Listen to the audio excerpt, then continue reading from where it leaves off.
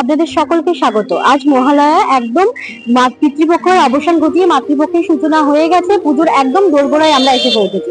আর সেই নিউজ ইউনিয়নের পক্ষ থেকে যে পুজো প্রস্তুতি আপনাদের এতদিন দেখানো হয়েছিল, তারই আজকে এই মুহূর্তে শেষ পুজো প্রস্তুতির যে পরিক্রমা চলছে, আমরা উপস্থিত হয়েছি দর্পণায়ন ঠাকুর স্ট্রিট পোস্তা পল্লী সমিতিতে। তারা এবছর কি করছে, আসুন কথা বলে জেনে নেব।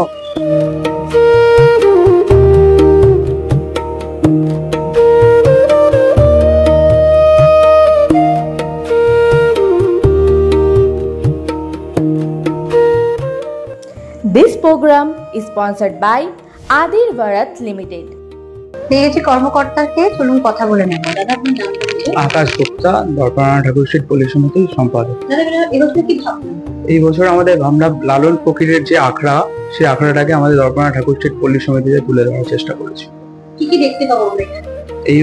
এই বছর আমাদের পূজা মণ্ডপে আসলে বিভিন্ন রকম বাউলের যেই আখড়ার মধ্যে যেই জিনিসপত্রগুলো থাকে, যারা যেভাবে ওনারা বসবাস করেন, সবগুলো আমাদের এখানে থাকবে। সাথে আমাদের লাইভ পারফরমেন্স।